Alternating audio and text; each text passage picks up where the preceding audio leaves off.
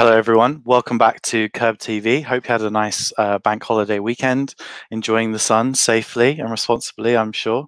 We've got a great show today as part of our Curb workshop and Curb Bootcamp series, focusing on service and hospitality, which is something maybe we've not done as much as part of kind of our workshop series. So it's going to be really nice to look at something which is really at the heart of why customers love street food businesses. As always, if you want to support any of our traders, you can do so at curbfood.store, which is here as part of our Keep the Wheels Turning campaign, where you can basically buy a lunch for when our markets come back to normal, and hopefully that'll be sometime soon. So on to today's show. We're going to be talking about service and hospitality, and our guest today is no other than the Seven Dials Market General Manager, Hannah Walton. How are you? I'm very well, thanks, Jack. How are you? I'm good. I'm really excited about today's show because A, it means I don't have to do anything, or at least, you know, in terms of preparing a slide. We'll also get to share your expertise and experience about service and hospitality with the world, which I think is, yeah, it's really worth sharing. Oh, thanks. I'm looking forward to it. You can interject whenever you'd like. Yeah. So before we start going through, the presentation, can you tell people a little bit about your story and your background and how you ended up at Curb? Yes, it all started growing up in a pub. My dad ran a pub in Kent, and it kind of went from there. And I have always really been in this industry, but I ended up with Curb after a stint of doing some freelance work. And it was 3.5 years ago, I ended up getting on a Christmas job with them. And I ended up getting offered the role to be head of bars. And that's kind of grown loads. And now I'm at Seven Dials, which is really exciting. Cool. So it's been a varied journey, I suppose. But Jack of all trades. Master of none. That's what I often think. Exactly. But no, master of one. How is meant to end. And I think, yeah, it is actually, and that's why I think like this is something like from my experience when I joined Curb, and like seeing you at private events and public events and in Seven Dials, I was just like, wow, this person gets service and hospitality so much, like lives and breathes it. So it's really nice to have you today. Oh, thanks. It's nice to be here. I think you have to love it. Like all of, like, you know, it's not easy graft. Yeah. You know, that's the same for trade. Whatever part you're in, kitchen, front of house, at a market. You know, it's hard graft. You gotta love it. Cool. Okay, so should we start with the first picture, I guess? Which what is this beautiful building? So this is the White Horse. This is the pub I grew up in, and I kind of I feel like when you asked me to do this, you know, you and I have spoken about this a bit, but I felt that there was one key part in all of this, and it's about acknowledgement, and in terms of, you know, how I deliver service and hospitality. And so I kind of I felt like it was probably best if I start with a story about the guy that I learned it all from, which is my dad. That's nice. Yeah, I told him about this. He was pretty pleased. But so, yeah, like I said, I grew up in this pub. It was in a beautiful village in Kent, and he had an incredible lineup of drinks behind the bar and served some award-winning food with help from my brother. And in later years, I got involved. But the story that I thought I'd start off with is one from when I was about 16 or 17. And as most teenagers, or like most teenagers, I was pretty bad at waking up in the morning.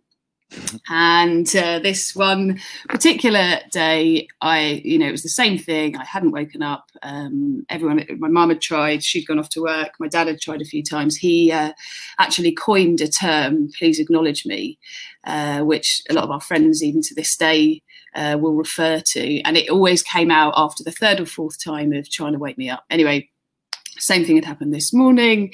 I'd woken up late, gone down to the pub to say to him, Dad, you know, give us a lift to school, would you?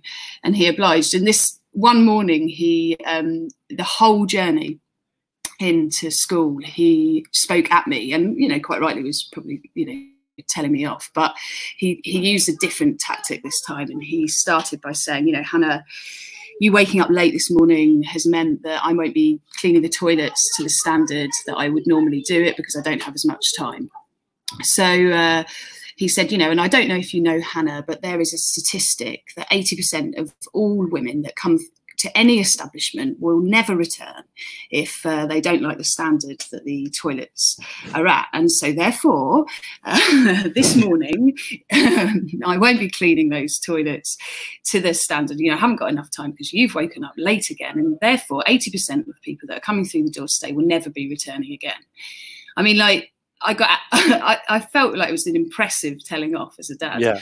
And it stuck with me that at 37, I'm still remembering this story. Yeah. And I got out, you know, sheepishly thanking him, and, you know, feeling like, oh my God, you know, I'm going to send the business into bankruptcy. You know, that's it. I've ruined it for my dad. But, yeah, you know, actually, it was a learning point. And I think, you know, the thing that you know, it's acknowledging people, acknowledging the fact that, you know, I should have acknowledged him. He asked me, please acknowledge me. You know, I should have done it so that he could clean the toilets, which meant part of service and hospitality. You know, it's key, every single little bit. So that's kind of that side. And that leads me into, you know, what I'd like to first talk about, and I think is really key, is acknowledging staff. I love that story as well. I love it. Sorry to interrupt. I love it. Go on. It's so holistic, but in a very simple way. And I think that's one of the things about like hospitality and service, is that one little like action and dedication to something being done properly can affect so many things in positive ways or negative ways. And that's what I really like about that. Yeah, definitely. And I do think, you know, at every point of like thinking about this and thinking about hospitality and service, it is really simple, very small points, I suppose, but they are so key. And often I think because it seems so simple, or, you know, that it gets overlooked, and then that can really be detrimental. Yeah. So yeah, that kind of leads quite nicely into acknowledging staff. So like I said, I spent a couple of years freelancing, and as part of that, I would pick up work, agency work, just to keep money coming in, you know. Yeah. And it was a really interesting time for me, because I witnessed some really poor acknowledgement of staff in this situation. So, you know, I would turn up at an event or a restaurant, you know, depending on what the work was, get chucked some uniform, or be, you know, checked over with your uniform and be given a brief overview, because you're only meant to be there perhaps for that one shift, or, you know, a couple of shifts or whatever it was. You're just sort of helping out. You've got kind of this very, very brief, sort those tables out, look after those people in that event, whatever it was. You know, and it just kind of, the lack of investment from the person running that service meant that, you know, the service that the staff gave was just, you know, a representation of that. You know, it was low service. It just never, you know, you couldn't, you know, that kind of, you reap what you sow sort of comes to mind. And, you know, that kind of just really sat with me always, you know, just an extra 5 minutes of spending some time explaining to your team just a bit of background perhaps on the company, or why you're there, or what the event's about, just so that you can, you know, kind of answer a question that somebody might have. You know, we've all been there as a customer when you go and sort of like ask somebody something, say, you know, first time you've walked into a place, or you're asking something about the food, or, you know, where does this beef come from, or where's the loo even, you know. Yeah. And if somebody says, I don't know, it's not the end of the world, of course not. But it's such a shame, you know, because there could have been so much effort put in elsewhere. But as a customer, you don't feel, you know, you just think, oh, okay, now I've got to go out of my way to find out more information, or you've lost interest almost. Yeah, it's just that like it's like a coloring, like coloring a painting, you know. It's like you want that those strokes to be confident and really show something. And when there's a way of saying, I don't know, but I'll find out for you, you know. Exactly. Yeah. And I think that comes from confidence as well. I really like your paint by pictures, but or paint by numbers. You know, like that's it's confidence. And if you don't, you know, if you've only got a short period of time to give a briefing, you're not going to go on, and you know, you can do training and stuff in the background, but you can at least instill in somebody a bit of information so they just feel confident in even saying, you know, they feel confident in you, so that they could say, I'm not actually quite sure, but give me a moment, because you know, our shift leader or our manager, they love, you know, they've got loads of information on this and they'd love to, you know, and it's a, you know, it's a transaction between you and your staff, as well as your staff and then your customers. And mainly, you know, if you can, you would be dealing with every one of your customers, but obviously that's not going to happen. So you've got to try and mirror what you would do in your team. And I think that comes from how you start it all off. And I think that's a briefing, you know. So you know, we that chose would be the thing, and go on. So we chose this photo, which is from Curb King's Cross, I think back in the Boulevard days, and it's when we were talking about this presentation, it was something that stuck with you, that came to your mind. What happened? So yeah, sort of early on, I think I come out to spend a bit of time at a market or just pop there to meet somebody, and I noticed with a couple of traders that the staff were clearly inexperienced or hadn't really worked with them for long. I do think that it's quite, the hospitality industry anyway is transient, and I think out on you know, street food markets, that's the same sort of thing as well. You've got people moving around all the time. And it was just, to me, it kind of really stuck out, because I watched sort of clunky interactions with a customer and their member of staff, and it was the first point that somebody was, you know, coming and ordering, and the clunky sort of inexperience just really let it down. And you know, I suddenly was like, God, you know, I'd learned lots about traders and met some incredible people that had decided, you know what, that's it, I'm gonna go for this. I'm gonna have the balls to just, you know, jack everything else in and just, you know, I've got this great idea and I'm going to run with it. And it's so impressive, like that dedication and the dish and the menu looking amazing and everything, but then that kind of crux of the customer buying a product from you was just got let down, you know. And that was what I couldn't believe, that, you know, they'd have put all that effort into getting there, you know, even just put, you know, on the day setting up a stand, there's loads of effort, let alone the amount of effort that goes into getting yourself to a lunch market. For it to all be let down by that one interaction, you know, to me just was like, God, this is bonkers, you know. 5 more minutes and they would have understood that, or, you know, had a bit of extra information to give, or just, it just seemed, and it is really hard. At no point do I think that is, you know, sometimes when you're really up against it trying to get stuff together, but the value, you know, in just spending that bit of extra time is well, I think it's invaluable. And that acknowledgement is what helps bring back return customers, right? And that's what all businesses want, you know, people who keep coming back, right? Definitely. You know, it's having a great team just will only mean that you're, you know, ensuring your customers are getting great service. And to have a great team, that's about you're acknowledging them and what they're doing for you. And that isn't just saying to somebody thanks. That's actually like you're giving them your time to impart some of your knowledge, or you know, care about them being there. And so that means, you know, tell them about, I don't know, the dish of the day or whatever, or where it's come from, or the supply that it's come from. Cutlery, chili oil, like, do you want me to close it for you? Like, just those extra little bits. Peppering it. Yeah, and once they feel invested in, they'll then invest in your customers, you know, that's the thing. Yeah. So that's my kind of first bit of acknowledgement is acknowledging staff, and I think it is one of the key things, and I think it can get lost, especially in, like I said before, it's quite a transient industry. Yeah. You can get tired, you know, telling people the same thing over and over again. But if you can acknowledge that and just think, well, this is where we live in, this is this industry, people are moving through, invest in them whilst they're there with you. Yeah, it's valuable. Cool.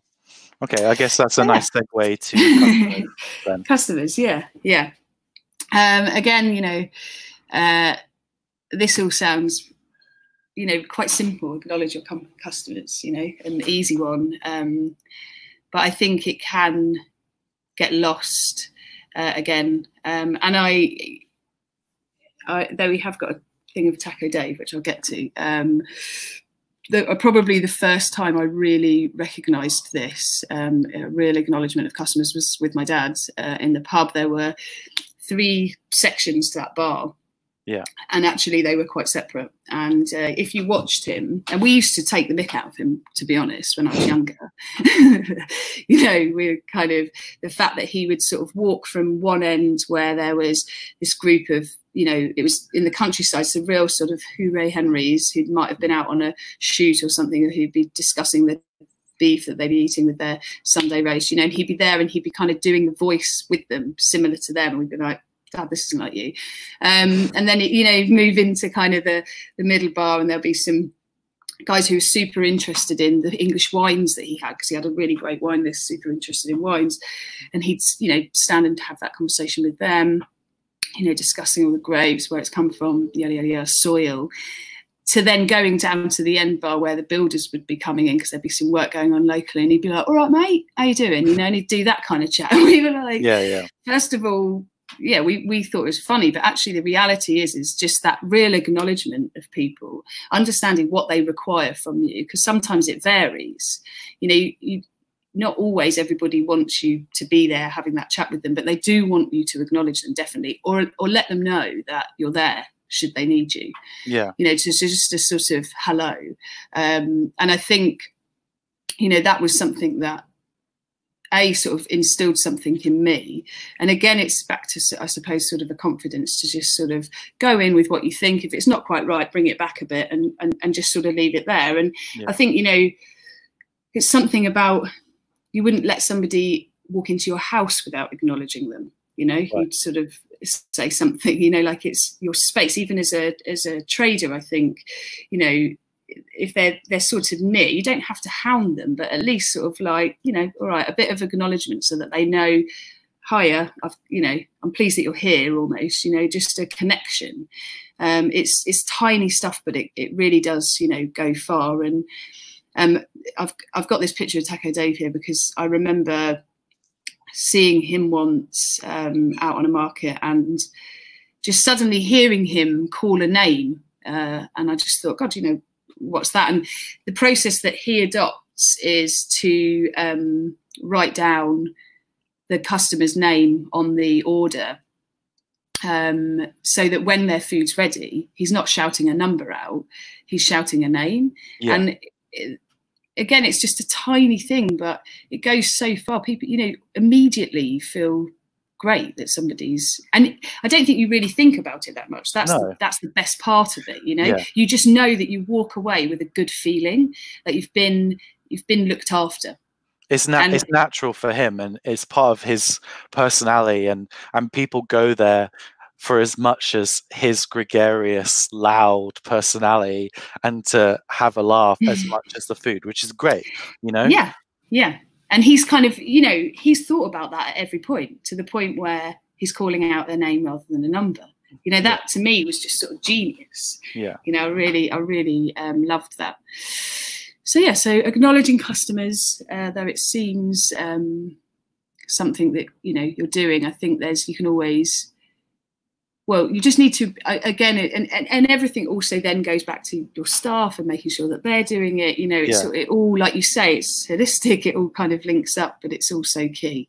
I guess it's like one of those things that can be quite difficult if you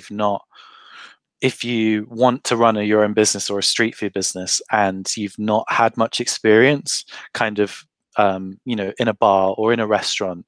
These things might feel a bit alien. to you. And I guess Yeah.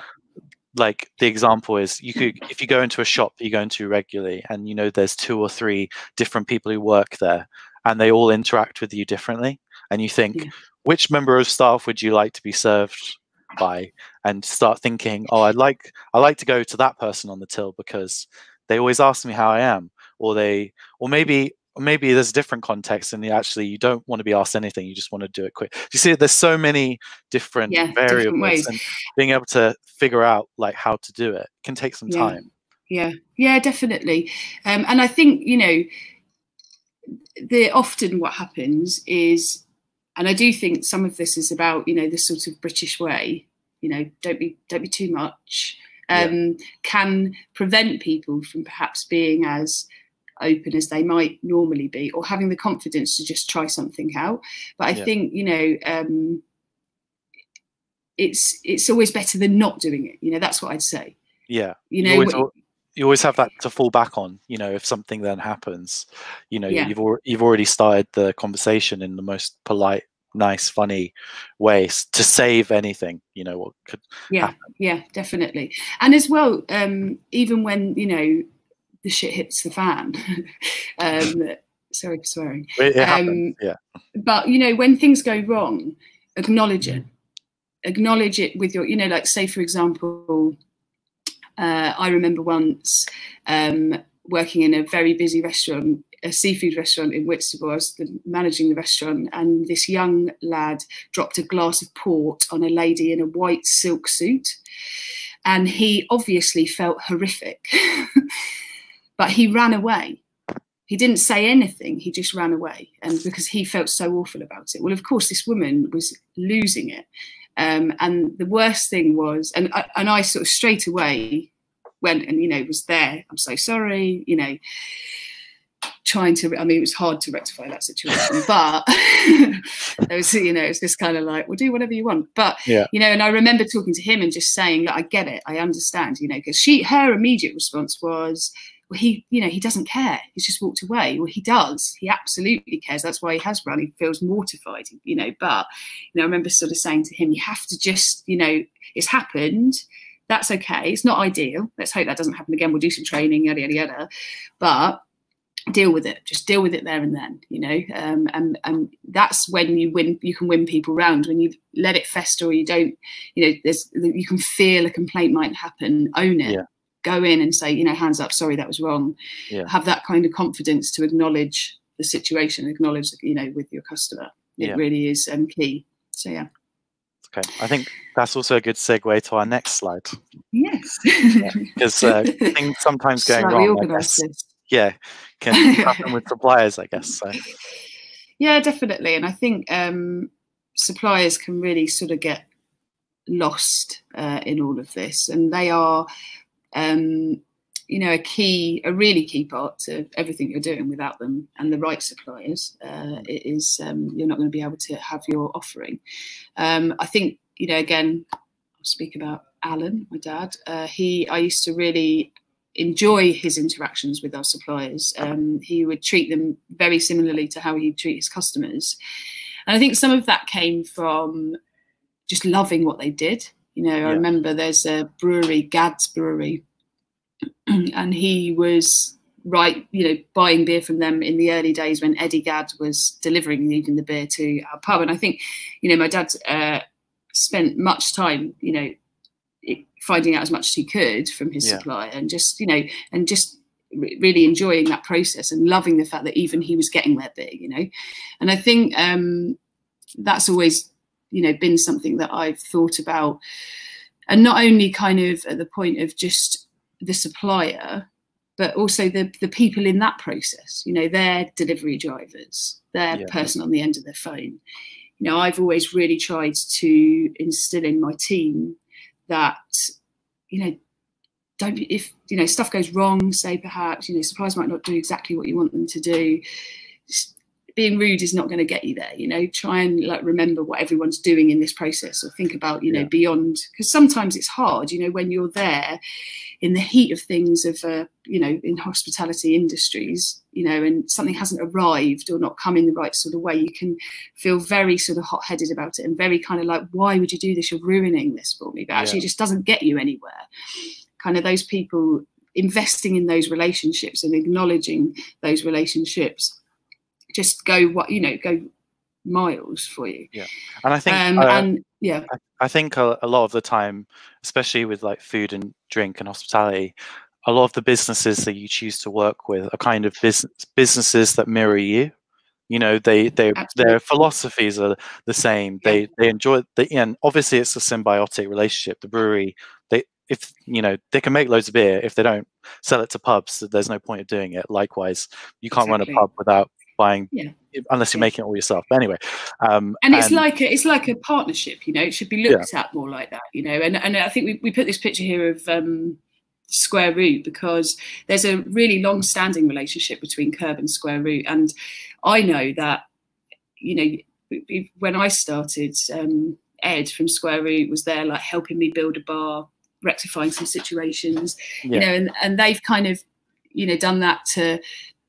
I over-ordered crazily on watermelons once. They made me a bespoke watermelon juice. You know, like working on that relationship means that you reap some real benefits from that. But also what I think in terms of acknowledging your supplier is making sure that everybody within your team understands those relationships and understands everything they can do about the supplier. You know, and again, it's that sort of investment in your staff and acknowledging your staff in terms of making sure that they know as much as they possibly can so that they can deliver that information. It's, you know, gives them a bit of a story to tell as well, you know, about the history of why you're there. And I think your suppliers, you know, they deserve that, you know, often, especially with this, you know, traders, you know, there's some incredible stuff that's going into getting these hero dishes and things together, you know, acknowledging that, I don't know how that beef's been reared or somehow something's grown or where it's come from. It's so key. And it's so nice because you go on a journey together. Like Square Root is a really good example because they started with a converted 1920s tricycle and now have a warehouse that's opposite our warehouse, and they had a soda bar in 7 Dials for a bit, and they did private events.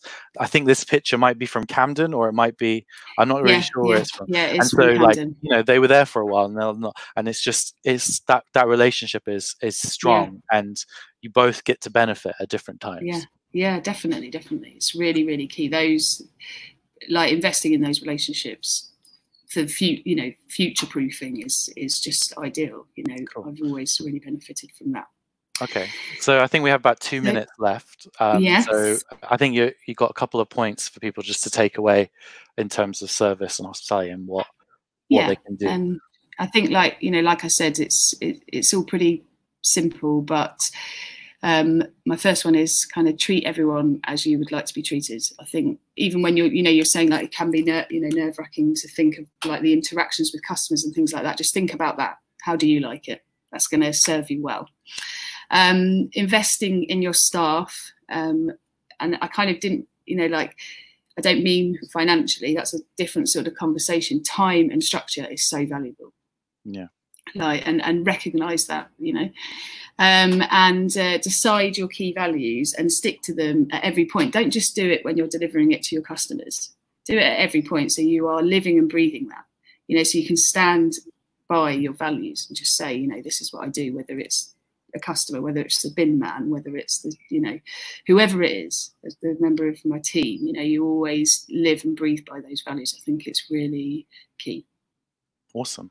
I think those are great ways to live, like start a business and think of those ways to incorporate it, because every little action you do can be guided by those principles, and the benefits might not be obvious immediately, but just over a couple of weeks or a couple of times in the market, you'll start to see that, you know, oh, that person's come back again. That person's come back in because you explained to someone that to describe the dish in this way, to say thank you in this way, to offer them this, offer them that. So yeah, thank you so much. My pleasure. Thank you. That's great. Well, what are you going to do with the rest of your day today? Oh, I'm going to help out my brother's set up a food bank at his pub. Which, okay, amazing. I'm help out a bit with that, I think, and try and get out in this sun. Good. Yeah, an extra layer of bronze. Yeah. Okay. Thank you so Jack. much. Your wisdom and insight is always helpful. That was Hannah Walton. So she is the GM at 7 Dials Market, which is currently closed at the market, of course. But if you'd like to support any of our traders there, again, you can support them at curbfood.store, which is just here. And now I'm going to introduce my co-host, Ollie. Hello. How are you? I'm Do you enjoy that? I'm good. Yeah. Hannah's always been incredibly welcoming to people anytime you go to the bar, especially if you're looking for a drink. Awesome. Okay, so next segment of today's show, we're going to be doing another boot camp, and yeah, I'll pass it over to you. Thanks, Jack. So today we've got Reis from Nugs, or is it Serious Nugs, Reis? I mean, it's a bit of both at the moment. Nugs is, hello everyone, first of all. Yeah, Nugs is like the main sort of name of it, but our sort of like Instagram handle and Twitter handle and Facebook was all sort of Serious Nugs because, yeah, unfortunately Nugs had already been taken. So, yeah, we're sort of trying to find a way to work around that at some point. But yeah, so that comes with the slogan as well, serious about nuggets. So. And are you serious about nuggets? Well, not too serious. You can still have a laugh and stuff like that. But no, we're taking it pretty seriously, and yeah, we're doing some gourmet nuggets. So, what's your background? I know I had a look at your Instagram, and you also do sort of like music stuff as well. So, what's your background? I mean, like going back sort of like even further, my family run a Turkish restaurant in Essex, which they've had since before I was born. They've had it for like 30 odd years. So I've always sort of grown up around food. I've always been sort of around the sort of hospitality and service industry, going back to what Hannah was talking about. So I've always, grown up around that sort of setting and always grown up around food. I probably didn't appreciate it so much when I was a lot younger, maybe because that was sort of all that I knew. But as I've got older, my sort of love for food and my passion for food has definitely grown, as have I, and as well as my belly. And then I for my actual job, I was doing music and events, working sort of for like different festivals, record labels, concentrating on the event side of things. But yeah, my passion was definitely in festivals. And I mean, I was working with loads of different sort of street food traders at the festivals that we were at. And I've always loved what they do. I've become friends with a few guys that we had on at our music festivals sort of over and over again. Loved what they did, loved sort of their banter, I loved their sort of how they sort of had a conversation with each of the customers that come up to their stall, how the customers could actually see them making this amazing piece of food sort of in front of them. And yeah, I just love the whole sort of lifestyle about it, the fact that you can go to different festivals, different markets, meet so many different people. So yeah, that sort of got my mind working and started trying to think of some ideas. I ended up on Nugs. Nice. It's quite interesting, actually. I think like since I've been going to festivals, food has become such a much bigger part of the festival experience than just the music. Definitely. I think people almost terrible like fry up from a shit van at Glastonbury, and now there's tons of amazing food. Yeah, exactly. No one wants the sort of dusty bun burgers that fall apart in sort of 2 seconds in your hand. I think it's something people actually look at when they're going to a festival. They look at what food's going to be there because they know it's such a big part of it now. They'll look at what traders are going to be there and they almost sort of plan their day out in terms of like, right, I'm going to go and see this DJ at that band and then I'm going to go and get this food from this guy. And it's definitely sort of integrated into the world that I was already in. So it sort of made sense for me to sort of combine my passion for like music and events and my passion for food, and yeah, try and make something of it really. And your passion for chicken nuggets, clearly. And my passion for nuggets. Who doesn't love a nugget? Why nuggets specifically? I mean, I was trying for like about, I'd say, a good few months, trying to think of an idea and trying to think of what we could, what I wanted my sort of street food concept to be. And I had a few different ones. There's sort of still a couple I've got up my sleeve that maybe one day I'd like to put out as well. But we come to the idea of nuggets, and then everyone, like I was just saying, everyone loves a nugget. And I mean, there's even like memes and stuff on Instagram about how much people love nuggets, and there's gifts all over Instagram that you can pick just to do with nuggets. And then I realised there wasn't, other than obviously McDonald's, that is sort of like the world's most popular nugget. There's no one else that has really sort of taken it on and sort of made it their thing. So I wanted to sort of take that sort of thing that everyone loves and then try and elevate it a little bit and sort of put different flavors in. Like we do a buffalo nugget, we do a sort of halloumi nugget, and then I've got sort of like a list going on at the moment of like 50 different types of nuggets, but I haven't got the capacity yet to do my Korean nug that I've like a sticky barbecue nug that we're doing, or the mac and cheese nug and the pizza nug and all these other sort of ideas that I'd love to one day sort of put out there and have sort of like a massive list of nuggets. But yeah, that's where it all come from. So you're based in Essex, and I've just seen that you started doing some nugget delivery around the sort of Essex area that you live in. So how's that going so far? It's going well. I mean, it's definitely a learning curve. We've learned a lot over the last few weeks. Definitely made a few mistakes, but I've really enjoyed it at the same time. I'm doing it with my girlfriend Charlie, who's actually working currently. She's on another call as we speak. But she's doing it with me, as well as my little cousin Yasmin as well. She's been doing a lot of the deliveries for us while we've been sort of frying away. Yeah, I mean, the plan was never to do, obviously, home deliveries. We wanted to sort of concentrate on the market and festival world. But obviously, seeing as that's not going to be happening sort of, well, anytime in the near future, we thought, why not start to sort of get a bit more experience, get the brand out there a little bit, and start serving them up locally. And I think we've definitely learned a few things about our menu, about sort of, well, how we work together, me and Charlie as well, and how the whole sort of delivery process and sort of customer process works as well, before going into a festival of like 10,000 people and trying to learn while serving up 500 portions of nuggets.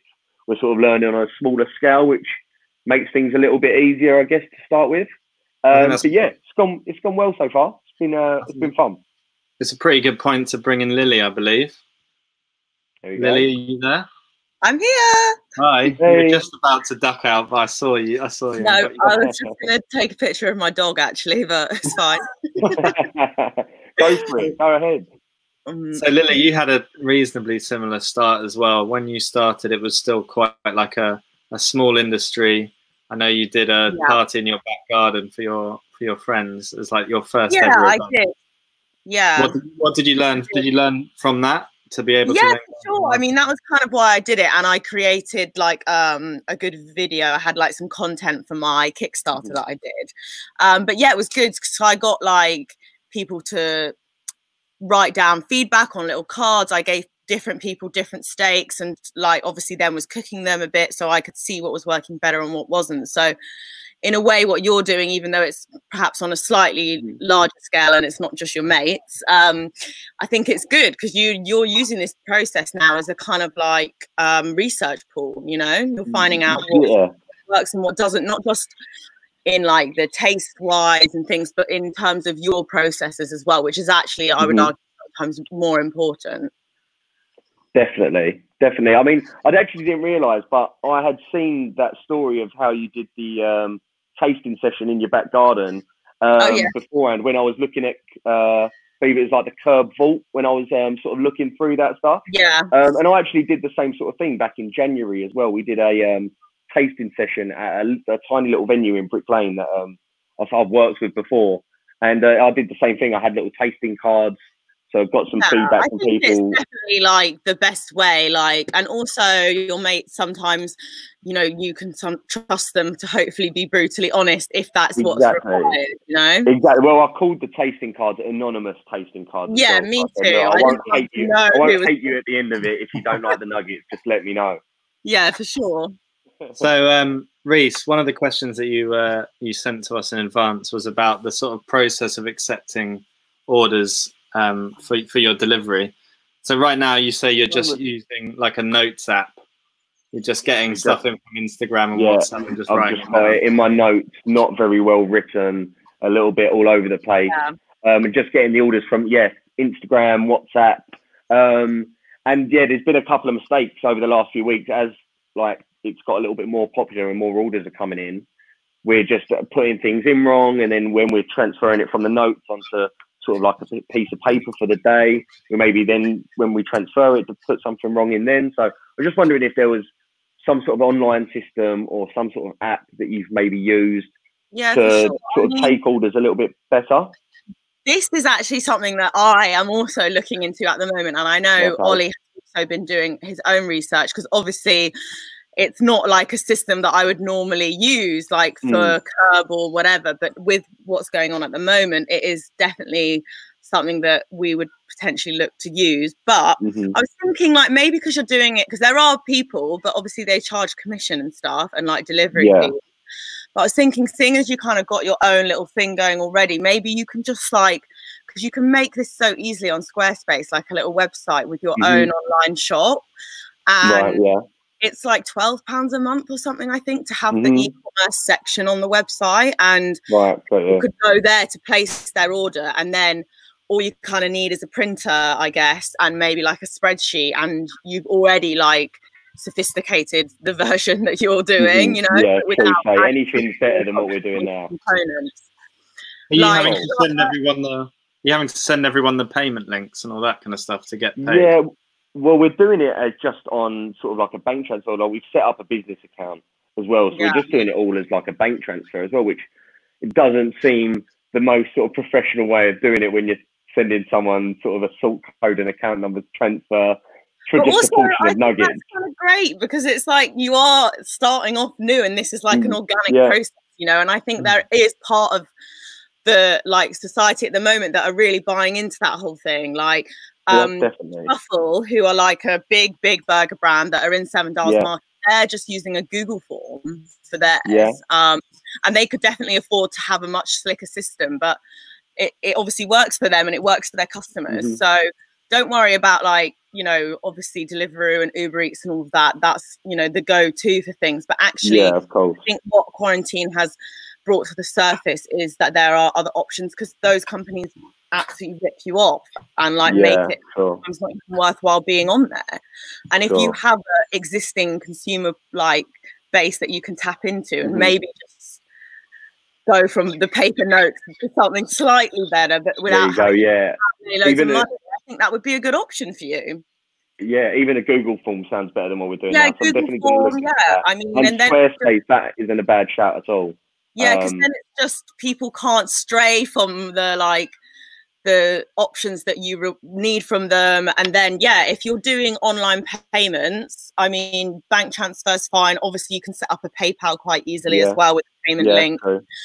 I know iZettle also has that's like a card system that we use like on the stalls and stuff, but they do like a text link, don't they, Ols, or something? Yeah, you can do it through that as well.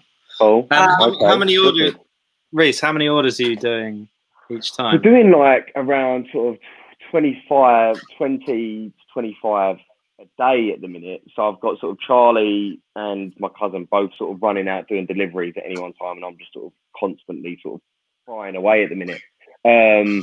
But we were only doing Friday and Saturday at the moment, but we've just added Sunday on as well, because we did it last weekend, sort of bank holiday. And that went really well as well. So we're doing it this Sunday as well. So now we're going to be doing sort of like Friday, Saturday and Sunday, which sort of has worked for us, because we can sort of take pre-orders from like Monday, sort of sell it out in a way, and sort of we can plan exactly how much food we need, exactly what sort of the timings are going to be. So it sort of works quite well at the moment in terms of actually taking the scheduling the orders in and doing it sort of well in advance.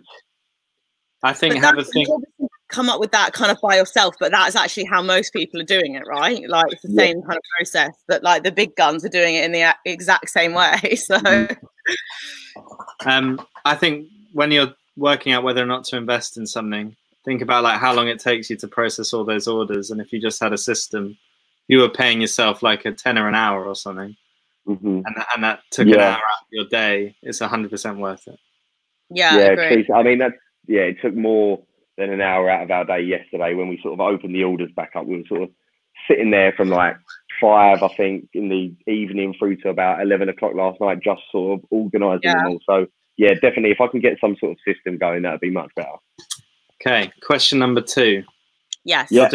You're doing everything from home, as every street food trader starts. They can't afford a so that was it. We're doing absolutely everything. We're prepping here, frying from our back garden at the moment because can't fry in the house, otherwise it would stink the whole house out.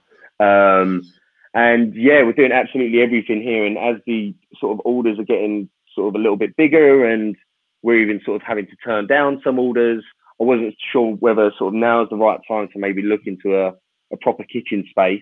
Whether that's not an actual shop front or anything like that, literally just somewhere that we can cook, prep, keep our stuff, because we're running out of sort of fridge and freezer space and things like that as well, which we didn't even sort of think about when we sort of first started this. So basically, I mean, for me with Stakehaus, I ran it out of my house for a good like year and a half at least, but I didn't have as much prep as what sounds like you have. A prep kitchen is definitely something you can look into. You obviously just need to figure out how much you can afford and if it's then going to be worth it. And maybe it will allow you to do more days of your delivery service, so then you can increase your capacity, which would be great. But you're probably looking at, I mean, I don't know around obviously where you live, but I mean, Curb has definitely like helped me with things like that because we share with other traders, like because a prep space can sometimes be like over $1,000 a month, which obviously right now I don't think is something that you'd want to outlay that overhead. Definitely not. No way. But yeah, I mean, if you're looking for like freezer space and fridge space, or maybe just like a little bit extra room, you could definitely share with somebody. I don't know. I'm a bit stumped for ideas in Essex, but here, like, we have a Slack group with Curb, and there's always things going on there and stuff. So it's kind of like word of mouth, really, with that kind of thing. I would say right now, because there are tons of places that are closed, like schools, pubs, restaurants, all these things. You might be able to get something on the cheap that is obviously not being used at the moment that would help you. I have seen a couple of pubs actually locally that have just recently sort of listed it on Gumtree. So I'm definitely going to go and have a chat with them and see how much that would be a week or a month. But yeah, sharing, I'm definitely up to sort of sharing with another sort of street food trader that's sort of just starting out, or makes it a bit less lonely as well. Yeah. But also if you're doing it in your garden though, I don't know what the setup is you've got there, but like if you've got room, like you could just set up like a 3-meter gazebo in your garden and actually just like buy bigger equipment and like just run it a bit better. Like, I mean, I've got room here. I could have my full setup that I usually use like at like a small event or something where I could churn out food. So I guess it depends like what you've got available in your garden space. True say, I think I need to bring some bigger fryers in. Well then, maybe a gazebo as well. That's also something you could look to borrow from people at the moment who aren't using them, you know, like there's so much equipment just gathering dust right now. No, definitely. Okay. So next question was, you're in your testing phase. You've had a good start. You want to take things to the next level and potentially look at investment. Would you write a business plan for a food brand? What kind of... So basically, with this question, I just wanted to know a little bit more, like, kind of what you would want the money for, you know, like what's your plan, your next step, like, you know, because I didn't get investment for Stakehaus. I obviously did a bit of a crowd fund, but that was a small amount of money, like 5 or 10K, you know. And that's that is the sort of level I'm sort of thinking at the moment. I mean, yeah, it's to sort of, again, sort of getting better equipment than what we've got now. We've only got sort of quite small, really, they're sort of semi-professional pieces of equipment that we're using. To buy some sort of, bigger equipment, better equipment, look for sort of maybe like a permanent kitchen space that we might be able to do, sort of sell more from. And then look to take this to, because at the moment I'm sort of on furlough, so I've had the time to be able to do this. But I'd love to be able to sort of make this my sort of full-time thing. And if we were to sort of sell this sort of Wednesday through to Sunday, or even sort of every day of the week, I'd need to sort of up the capacity a little bit. So I just think we'd need maybe a little bit more sort of funding to do so. Yeah, well, I mean, it doesn't sound like you need like big investment or anything like that sort of money. It's just a bit of seed money, really, is what I'd call it. And that's the money you could get from a bank loan. I don't know, try and borrow it from someone.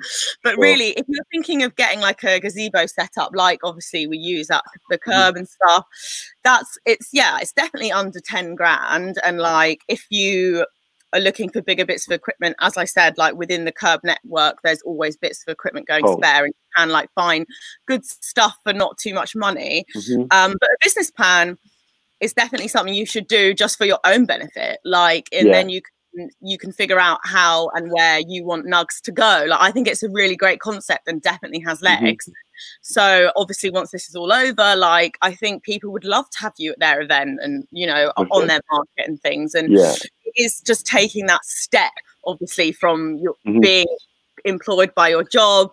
There's suddenly becomes a breaking point between, you know, being able to do both at the same time, and you have to then make the decision to go full-time Nugs or not, you know? Exactly. So I'm trying to almost sort of use this time, because to start with, when this first sort of all happened, this the situation that we're in, for like a couple of weeks, I was like, look, let's just park the idea, let's push it back to sort of next year. And then it dawned on me that, like, why don't we just sort of do it from home? Because loads of people are looking for something to sort of be delivered to their home, and looking for something to look forward to sort of every weekend, or sort of every Friday and every Saturday, to sort of give them a little bit of normality. Did you ever get this opportunity to take this time off work normally? So I think you're doing exactly the right thing by just testing out all the different nugs and all the different things that you're doing. I think that's great. So, you know, I think in terms of just going forward, like, I think we've obviously got to get out of this period that we're going through at the moment, and figure out what the curb looks like. What does festivals look like in the future? Because, you know, you're actually in a perfect position, because whereas all of us a lot are going to potentially have to adapt our existing setups and things to make way for the future of, you know, distancing, you actually are in a position where you can buy the stuff knowing like exactly how it needs to be. So I think just do what you're doing and keep testing and get your product absolutely on like top level, and then you'll be ready to hit the market, and maybe you might have even managed to save up your own money by then, because you've been doing home delivery so well, you know? Yeah, sure, wicked. Right now, because of the age of your business, you can still access startup loans. So you can look at that, and you can get up to 25 grand. Yeah. Really easily. You just provide a simple business plan, and then you can get that, and then you pay that back over 5 years or something. Sure. So you can and then do in that terms of the actual business plan as well, have you either of you guys sort of got any sort of tips or advice in terms of doing it, or places to maybe look at to do so? Yeah, the startup loan company will have templates that you can look at. Otherwise, it's essentially you're just saying, this is what I want to do. This is how, like, honestly, if you've been running events and you've seen how events are run, writing a business plan for a food startup is actually quite simple, because it's just like, this is how much the food costs. This is how much I'll sell it for. This is how many I'll sell. This is fair enough. Cool. And some great pickies, which I know is a question that's coming later, so we'll talk about that in a bit. There you go. Well, let's talk about it now. Yeah. Okay. So you asked. How do you get such great photos, Lily? I was actually really big compliment. I don't know if like you actually meant it. No, 100% on your website. Your website looks amazing. Yeah, the food on your website looks unreal. To be honest, I have hired professional like food photographers in the past, And I think I've done it like twice or 3 times. Maybe I just needed like a bulk of good pics or something. But obviously Stakehaus has been around now for like 5 years. So I'm quite fortunate in that there's like obviously people take their own pictures, and we have, you know, a couple influencers or whatever who come down to Curb and they take great stock images that we have.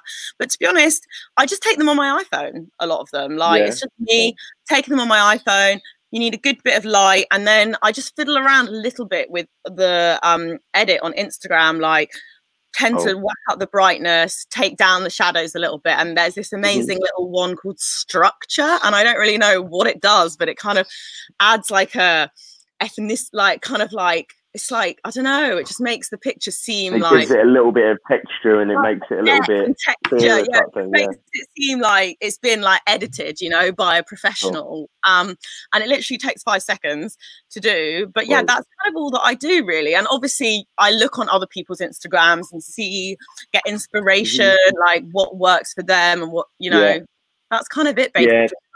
There's some amazing sort of food photos out there, and we're getting there. Each week I could sort of see the photos getting sort of a little bit better, by a little bit better. So I think it will just be a matter of time before we can sort of get. Yeah, I mean, I'm not going to lie to you. A chicken nugget is quite a hard thing to photograph. Yeah, like, steak and chips is like, I'd say medium range. A burger is the best one because everyone absolutely loves the burger picture. Especially with cheese dripping down the side of it. But a nugget, I'm not going to lie to you, that is quite a hard topic of photography. So I think about the garnish. Yeah, that is what I need to do. Yeah, that's what I need to do. Maybe a bit more colour into your plate somehow. Toppings as well could be quite a cool idea. Just a little bit of summon, just to like bring the picture to life. And you know, beige food we love to eat, but it's not pretty. So you got to like get a bit inventive with that, I think. Sure, definitely. I mean, the our best thing to take a photo of at the moment is our sort of bacon cheesy fries. Because obviously it's melted cheese, really sort of good bacon. And and it's 2 different sort of colours of cheese as well, so it sort of brings it out a little bit more. But yeah, I think as our sort of menu develops and as we sort of test more things out, I think we're gonna, like I said, we're gonna do like a Korean nug, which is gonna be sort of sticky barbecue with maybe like sesame seeds and chives on top and that kind of thing. I think that might look a little bit. You know, don't be afraid to use props as well, like stab a fork in one, have people like holding them, you know, like this. I can't really do it on the you know, play around with it. Just try and sit down naturally and eat them, and try and get some candid pics as well. Like that would work. So it's the fun part really of the whole thing. Definitely.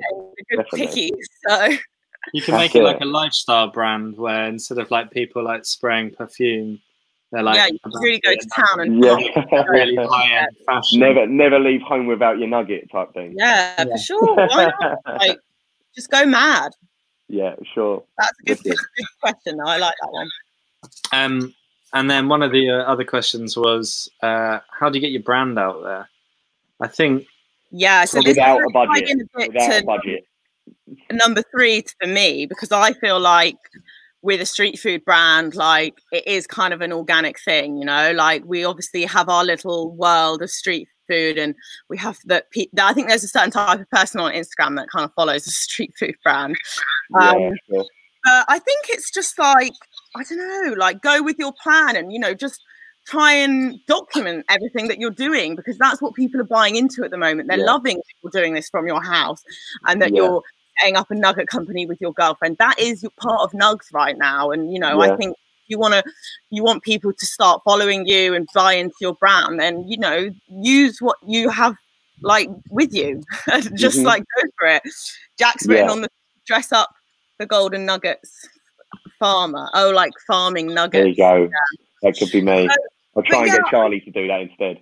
And I've written on here about Reis guys, because they are a street food trader that has like hit the ground running. I think the guy, I don't know what his name is actually, but he's like got a background in all sorts of marketing and PR and stuff, hasn't he? So it's not really my area of expertise. Like Stakehaus has been around 5 years and we have like 5,000 followers, which actually isn't very much. So I would say with your experience in music and events, make that the thing that you stick your brand around, because that's you're naturally going to be at them anyway. Yeah, like play to your strengths, 100% play to your strengths. And like if you're right now, if you're doing like online radio or something like that, where you're getting the people that would have been at your event to play and then streaming it, like get them to stick in a like a fake advert for your business. Like I've actually already done that. I've actually did that last weekend. One of my friends did a live stream from Amsterdam, and I had a couple of DJs playing, and he had a little sort of banner along the bottom just saying, if you like chicken nuggets, head to @Serious Nugs. There you go. So yeah, playing to that sort of stuff. So yeah, for me it was just like, I'm a blonde girl and I'm selling steak, like woo. that was my only angle. 100%. And I think people are noticing, sort of like when we're posting stuff up on Instagram, the shots where it's, I don't know, like me and Charlie together, and we're saying that we're open for a second weekend, and people can sort of see the face behind the brand and sort of see the story behind the brand. People are sort of reacting with it a lot more than they would if it's just a picture of a nugget or a random person eating a nugget. Like, keep doing what you're doing. I think it looks good, and I think I like the branding and I like the graphics that you've got up there. So just keep going, mate. Cheers, happy days. Thank you. Okay, one more question. Let's do a live one. What have you got, Reis? That was, can you just give me your top 3 pieces of advice for any sort of new food startup like ours? Yeah. So, right. Number 1, I've put stay with the project. Like, for me, I think the reason Stakehaus kind of took off is because I was there every day. I was the face of Stakehaus, and I made sure every plate that was going out, I cooked every single steak, like for the first like 3 years pretty much. And obviously it's hard work, but you know, it's all up here for me, as I'm sure it is for you. So just by being there, it made sure that everything was the way that I wanted it to be, and therefore, you know, we succeeded. So that's the first one. Just stick with it. Obviously, get other people to do some of the stuff and help you, but I think you want to be there, and like, this is your baby, you know. So just like, be there and look after it. Definitely, I definitely feel emotionally attached to sort of every nugget that we're frying at the moment. Do it for me, because I was like, they're just going to mess it up, you know. Yeah, so. I'm a little bit like that. I think if Charlie was here, she'd definitely say the same thing. I'm getting a bit of a control freak when it comes to fishing the nuggets out. Yeah. Second one, say yes to opportunities. In the beginning, obviously, you get like probably, I don't know, all sorts of things come your way. And I think I just kind of said yes to stuff. Some of them were really bad. Some of them were great. But it just, you know, it means you're out there, you're doing it. Everything is a learning curve. Obviously, you don't want to lose loads of money at an event. So just be careful. But like, don't pay for big, crazy things up front. Like, there's definitely ways of doing it more organically where you don't have to shell out loads of money. But just say yes to stuff. If the mate's like, oh, I'm having a party, like, can you do the thing? Like, yeah, of course, I'll do it. I'll be there. I'll do absolutely everything. Doesn't matter if it's a Saturday, Sunday, Monday, whatever. Like, just say yes to stuff. Cool.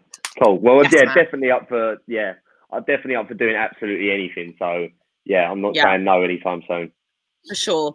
And the third one was, don't overcomplicate things. Like I've done steak and chips for this entire time. It's basically remained the exact same. We've changed a few things. And I think, you know, people know now that we do this one quality product, and, you know, we're really bloody good at it. So you've got your nugs. I know you've spoken about doing a few other different like things with them, which is good, because I think can't just have one chicken nugget on your menu. Exactly. No, don't stray from your brand, and you're doing chicken nuggets, like, and I think that's what makes you individual right now, and that's what people are going to be drawn to you for. So don't like start adding loads of stuff on that you don't necessarily need. That's what someone had sort of said to us, like, oh, why don't you do like a chicken nugget wrap or like a chicken nugget pizza or something, like a couple other things. I was like, that's far too, even just adding a wrap in is like far too much right now. I don't want to confuse myself with absolutely anything else other than just nuggets, curly fries. That's it. Yeah, exactly. And like, you know, you can maybe do some things like that for a joke, like, you know, if you want to on Instagram, and you can do collaborations with people, which are really fun as well. Definitely. We'd have to be up for that, nuggets, and it's like, yeah, I wanna come to your stall and I wanna get like a massive like mega box of like 50 nuggets and take loads of jokes and stuff them down my gob. Yeah, that's it. There you go. You've got it. You know, hit the nail on the head. I think you just need to just keep it simple like that, and it's nugs, different sauces, it's different sides, and that's your thing, you know. Just and see where it takes you. You could definitely do a nugget challenge where someone has to eat 100 nuggets in the I'm pretty sure I've eaten about 100 nuggets every weekend for sort of the past 3 weekends.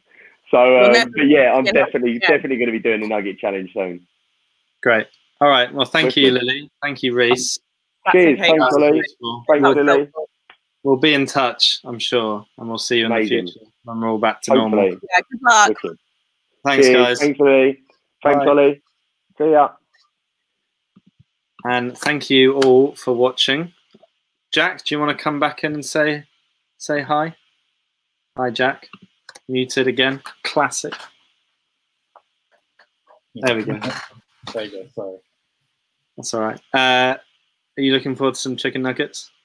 Yeah, definitely. I'm not really the biggest nugget person, but Reis has definitely sold me on it.